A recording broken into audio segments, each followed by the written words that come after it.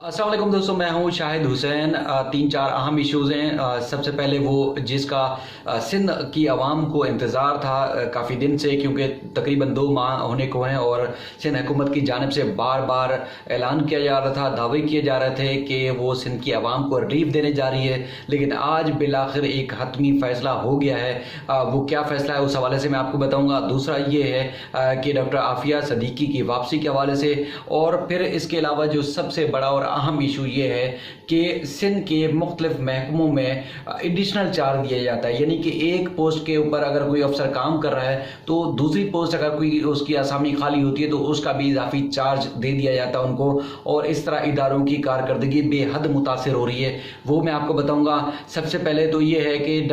जो गवर्नर सिंध हैं उन्होंने सिंध गवर्नमेंट के आर्डीनेंस के ऊपर दस्तखत कर दिए हैं। एक शिक को उन्होंने मौखर कर दिया है उसको, यानी कि आप कह सकते हैं कि वो सिंध हुकूमत का चूँकि इख्तियार ही नहीं था, और जो एतराज़ात लगाए गए थे गवर्नर सिंध की जानिब से आर्डीनेंस भेजा गया था, उसके बाद वो आर्डीनेंस दोबारा वापस आया। तो अब एक शिक को ख़त्म कर दिया गया है, मौखर कर दिया गया है, और वो ये है कि जो आवाम को यूटिलिटी बिल माफ़ करने के हवाले से सिंध हुकूमत ने ऐलान किया था, जो अपने आर्डीनेंस में शामिल किया था, एमरजेंसी रिलीफ आर्डीनेंस के में शामिल किया था, उस हवाले से उसको मौखर कर दिया गया है। बाकी जो 3 अहम इशूज़ हैं जिसमें स्कूल फीस में रियायत हो गई, और उसके बाद जो फैक्ट्रीज़ और इंडस्ट्रीज़ हैं उनमें मुलाजमीन को जो बाहर मुलाजमत से बरतरफ ना करने के हवाले से, और साथ ही साथ जो किराएदार जिसमें मकान, दुकान और दफातर के जो किराए थे वो माफ़ करने के हवाले से भी उस पर दस्तखत हो गए हैं। बिलाखिर गवर्नर सिंध ने इन चीज़ों पर दस्तखत कर दिए हैं। अब जो 50,000 से कम जो किराएदार होंगे उनको वो किराया उनको माफ़ कर दिया जाएगा। उनसे मकान मालिक जो है वो किराया वसूल नहीं कर सकेंगे, चाहे वो दफ्तर का हो, चाहे वो घर का हो या दुकान का हो। इससे ज़ायद जिनका या मुझे इन 50,000 से जिनका कम भी होगा, तो जिन मकान मालिक का या दफ्तर के मालिक का या घर के मालिक का जो गुजर बसर सिर्फ मकान के या दुकान के किराए पर होता है वो देने के मजाज होंगे। इसके अलावा कोई मकान या दुकान का या घर का या इसके अलावा दफ्तर का कोई किराया नहीं ले सकता। इसके अलावा जो तमाम फैक्ट्रीज थी उनको पाबंद किया गया था आर्डीनेंस में, आज उस पर भी गवर्नर सिंध ने दस्तखत कर दिए हैं। अब कोई भी इदारा, कोई भी इंडस्ट्री अपने मुलाजिम को बरतरफ नहीं कर सकती, और इस लॉकडाउन के दौरान वो अपने मुलाजिम को तनख्वाह भी लाजमी देगी। तमाम इंडस्ट्रीज़ इस बात की पाबंद है, और अगर किसी इंडस्ट्रीज़, किसी फैक्ट्री ने, किसी भी इदारे ने अगर इस चीज़ की खिलाफ वर्जी की तो उसके खिलाफ कानून के मुताबिक कार्रवाई की जाएगी। ये 3-4 अहम इशूज़ हैं जिसमें सिंध की आवाम को इस कठिन माहौल में, इस संगीन माहौल में गवर्नर सिंध की जानिब से जो एक आर्डीनेंस पे दस्तखत किए गए हैं वो बड़ा रिलीफ है, और बड़ा रिलीफ तस्वर किया जा रहा है। इसके अलावा दरख्वास्त थी तारिक मंसूर एडवोकेट की, उसमें एक इंटरवीनियर बने इमरान शहजाद, उनकी दरख्वास्त पर आज सिंध हाई कोर्ट ने एक और बड़ा एक अहम सवाल उठा दिया है जस्टिस मोहम्मद अली मज़हर ने, जिसमें सिंध गवर्नमेंट को पाबंद किया है। और अपने रिमार्क्स में अदालत ने यह भी कहा, जस्टिस मोहम्मद अली मज़हर ने, कि इदारे या ऐसे डिपार्टमेंट या ऐसी पोस्टें क्रिएट क्यों की जाती हैं जिन पर आप लोग जो है अफसरान को मुस्तकिल तैनात नहीं करते, बल्कि एडिशनल या एडहाक बुनियादों पर उसका चार्ज दे दिया जाता है। अब अदालत ने जो ब्यूरो फूड एंड सप्लाई, यानी कि जिनका जो कीमतों के तयन और ज़ख़ीरा अंदाज़ों या मुनाफाखोरों के खिलाफ जो कार्रवाई करनी होती है, उसमें अहम तरीन जो पोस्ट हैं जिसमें डीजी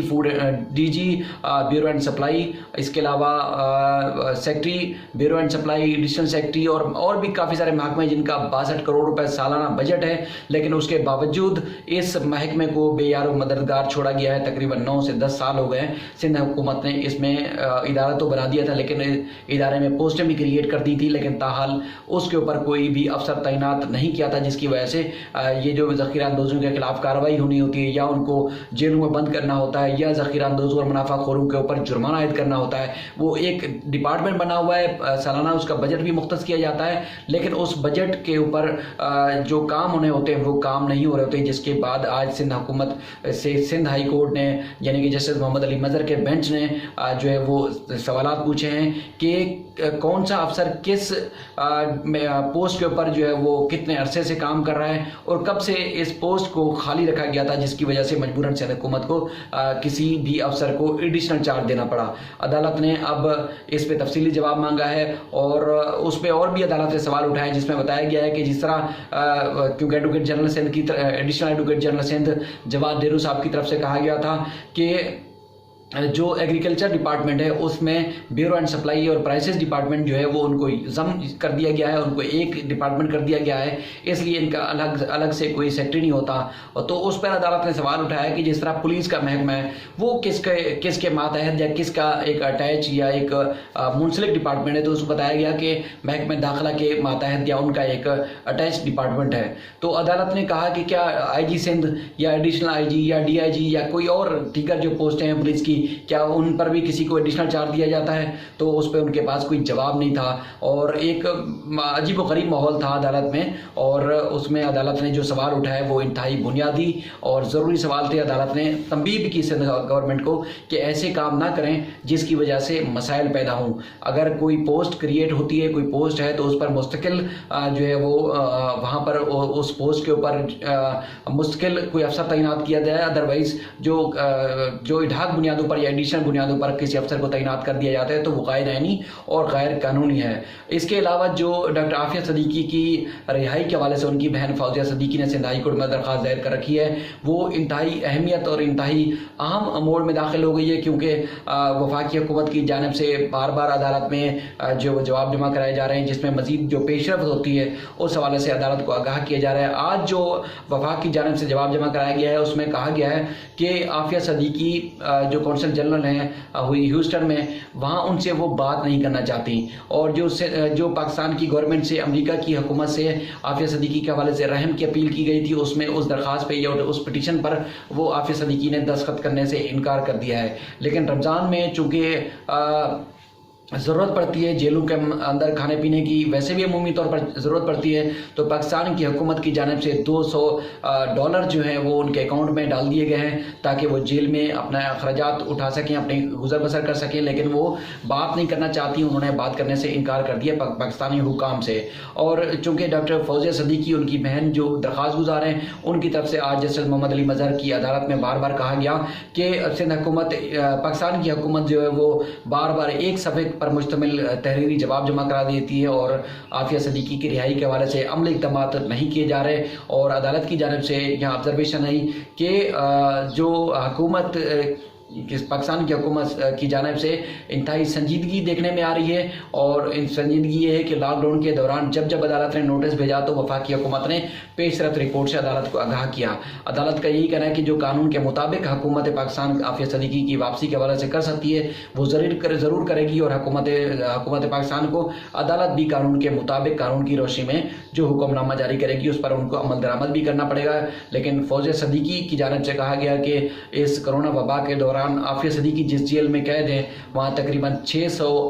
جو ہے وہ قیدیوں کا انتقال ہو چکا ہے، اور عافیہ صدیقی کی زندگی کو بھی خطرہ ہے، اس لیے فوری طور پر ان کو وطن واپس لایا جائے۔ اب عدالت نے 21 مئی کی تاریخ اس میں فکس کی ہے، جس میں اس پہ دلائل ہوں گے کہ وفاقی حکومت کس طرح کے اقدامات جو ہے وہ کر سکتی ہے۔ اس طرح کے 2-3 ایشوز سے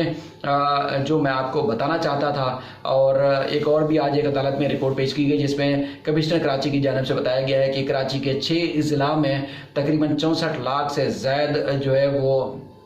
منافع خوروں اور ذخیرہ اندوزوں کے اوپر جرمانہ عائد کیا گیا ہے، اور مزید بھی کارروائیاں جاری ہیں۔ عدالت نے اس رپورٹ کو بھی اپنے ریکارڈ کا حصہ بنا لیا ہے اور کہا ہے کہ جو منافع خوری اور ذخیرہ اندوزی کرتا ہے اس کے خلاف بھرپور ایکشن لیا جائے، اس کے خلاف کارروائی کی جائے۔ یہ 3-4 ایشو سے میں جو آپ کو بتانا چاہتا تھا۔ امید ہے میری آپ کو ویڈیو پسند آئے گی، اور آپ میرے چینل کو سبسکرائب کریں، لائک کریں، اور مزید اگر کوئی سجیشن دینا چاہتے ہیں آپ